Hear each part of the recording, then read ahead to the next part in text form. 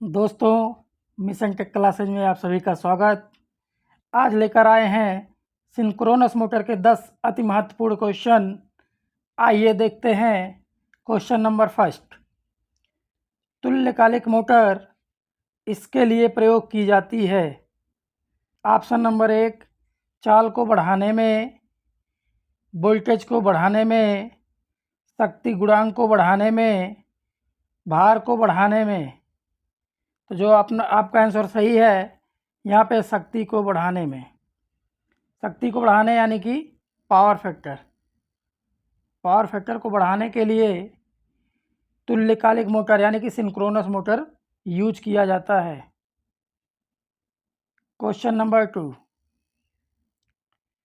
तुल्यकालिक मोटर में damper winding का कार्य है हंटिंग प्रभाव को कम करना, मोटर को चालू करना, मोटर को बंद करना, हंटिंग प्रभाव को कम करना और मोटर को चालू करना।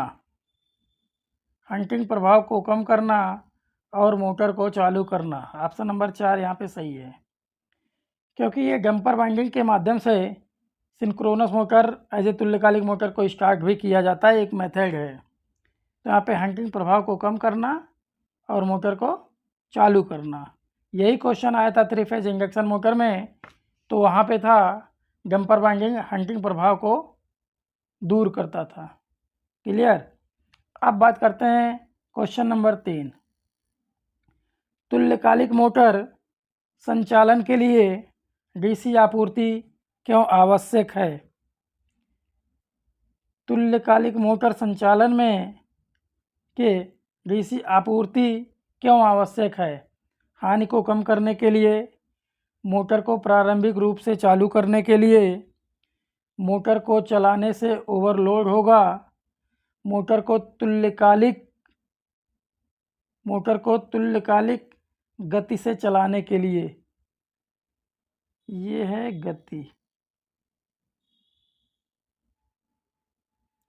मोटर को तुल्यकालिक गति से चलाने के लिए ऑप्शन नंबर 4 सही है। तो डीसी आपूर्ति की जाती है मोटर को तुल्यकालिक गति से चलाने के लिए। अब क्वेश्चन नंबर 4, यदि किसी सिंक्रोनस मोटर की फील्ड अंडर एक्साइटेड, ध्यान दीजिएगा, अंडर एक्साइटेड है तब पावर फैक्टर होगा। यदि किसी सिंक्रोनस मोटर की फील्ड अंडर एक्साइटेड है तब पावर फैक्टर होगा लीडिंग, लैगिंग, यूनिटी से अधिक।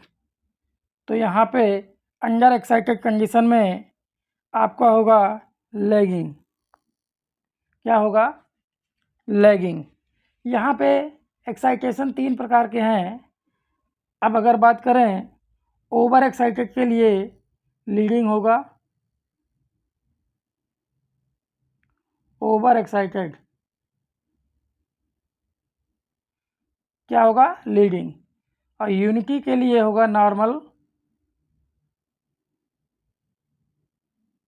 क्या होगा? नॉर्मल। और लैगिंग के लिए अंडर एक्साइटेड है ही। क्लियर। तो यहाँ से 3 क्वेश्चन क्लियर हुए। आपका अगर फील्ड अंडर एक्साइटेड है तो लैगिंग पावर फैक्टर पे काम करेगा, ओवर एक्साइटेड है तो लीडिंग पावर फैक्टर पे काम करेगा, नॉर्मल एक्साइटेड है तो यूनिटी पे काम करेगा। तो यहाँ से आपका 3 क्वेश्चन क्लियर हुआ। अब बात करते हैं क्वेश्चन नंबर 5।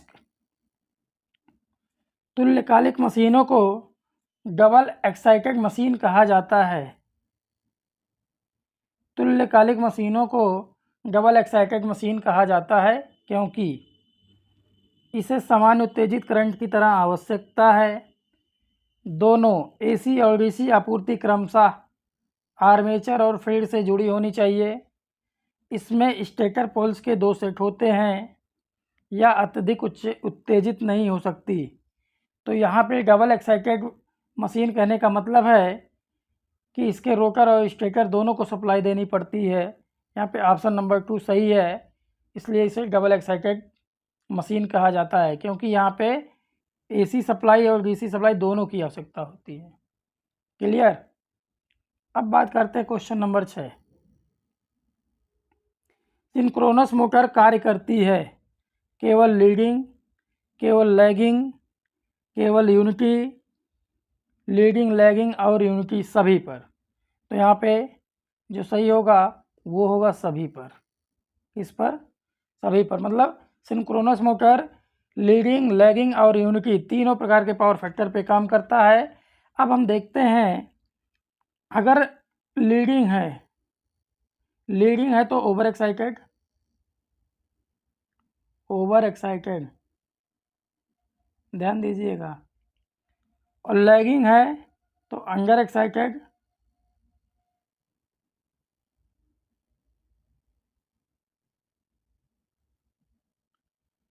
और यूनिटी है तो नॉर्मल, सामान्यता, नॉर्मल एक्साइटेड। क्लियर? तो यहाँ पे जो आंसर होगा लीडिंग, लैगिंग और यूनिटी, ऑप्शन नंबर 4 सही होगा। अब बात करते हैं क्वेश्चन नंबर 7, मोस्ट इंपॉर्टेंट। तुल्यकालिक मोटर को समान उत्तेजना पर कब कहा जाता है? समान उत्तेजना एज ए नॉर्मल एक्साइटेशन। तो नॉर्मल ईवी छोटा है वी से, ईवी बराबर वी, ईवी बड़ा है वी से नन, इनमें से कोई नहीं। तो समान उत्तेजना के लिए ये सही है ऑप्शन नंबर 2, ईवी बराबर वी, ईवी बराबर V, supply voltage as a terminal voltage बराबर बैक ईएमएफ। तो यहाँ पे ध्यान दीजिएगा, यदि ऑप्शन नंबर पहले की बात करें हम, तो यह कंडीशन है अंडर एक्साइटेशन। अंडर एक्साइटेशन में क्या होगा? लैगिंग पावर फैक्टर होगा, लैगिंग पीएफ। क्लियर? और ईबी बराबर वी जो है नॉर्मल एक्साइटेशन, और ईबी अगर बड़ा है टर्मिनल वोल्टेज से तो यह है ओवर एक्साइटेड, ओवर एक्साइटेड। इस कंडीशन में लीडिंग पावर फैक्टर होगा, क्या होगा? Leading power factor. बात समझ में आ रहा है? आइए देखते हैं।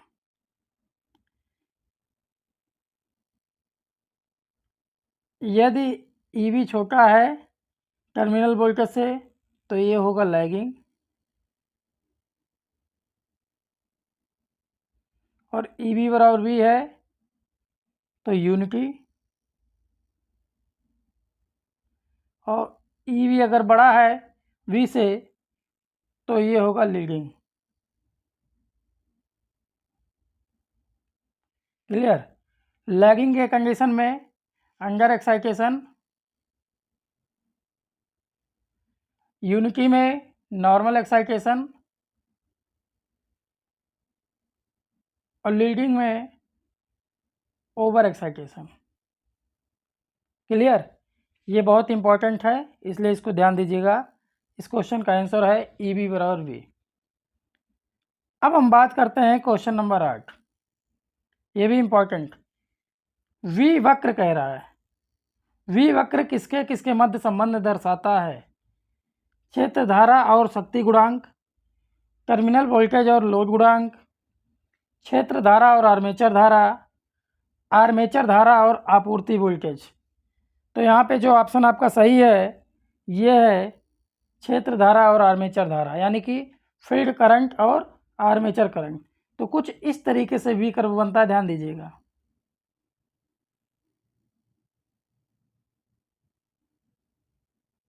कुछ इस तरीके से ये है आपका आर्मेचर करंट, और ये है आपका आर्मेचर और फील्ड करंट। तो इन दोनों के बीच में जो कर्व बनता है आर्मेचर धारा और क्षेत्र धारा के बीच में वी कर्व बनता है। तो यहाँ से ऑप्शन नंबर सी सही है। इसी तरीके से एक इन्वर्स वी कर्व बनता है, वो कुछ इस तरीके से होता है, ध्यान दीजिएगा, ये भी इम्पोर्टेंट है। इन्वर्स वी कर्व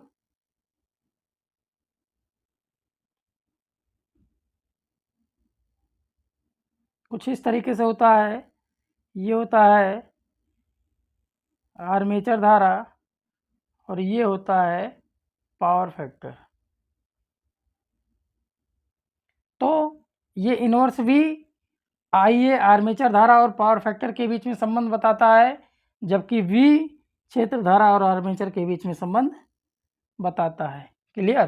तो यहाँ से दोनों क्लियर हो गए, तो ये गलत नहीं होना चाहिए, V कर्व और इन्वर्स V कर्व। क्लियर? अब बात करते हैं क्वेश्चन नंबर 9। एक सिंक्रोनस मोटर की गति बढ़ते लोड के साथ कम हो जाती है, 0 के बराबर होती है, बढ़ते लोड के साथ बढ़ जाती है, बढ़ते लोड पर लगभग स्थिर रहती है। ये आपका स्थिर है।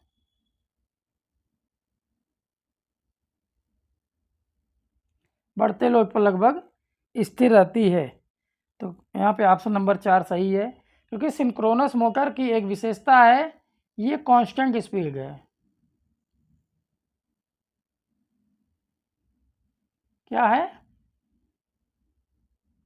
कांस्टेंट स्पीड पर चलने वाला मोटर ही सिंक्रोनस मोटर कहलाता है। तो इसमें लोड बढ़े या घटे, उससे स्पीड पे कोई प्रभाव नहीं पड़ेगा। क्लियर? और अब हम यहीं पे एक बात करें, यदि सिंक्रोनस मोटर को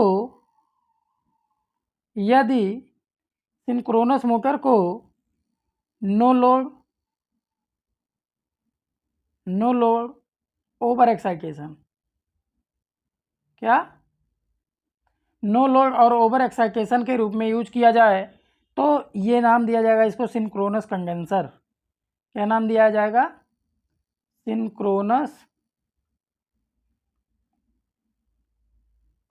condenser. Clear? No load over excited condition में सिंक्रोनस कंडेंसर। और यह जो मोटर होता है, ये पावर फैक्टर को आसानी से बढ़ाता है और इसकी जो इफ़िशियंसी होती है, ये हाई होती है। इफ़िशियंसी क्या होती है? हाई होती है। अब बात करते हैं क्वेश्चन नंबर 10। एक तुल्यकालिक मोटर के स्टेटर बैक ईएमएफ का परिमाण किस पर निर्भर करता है?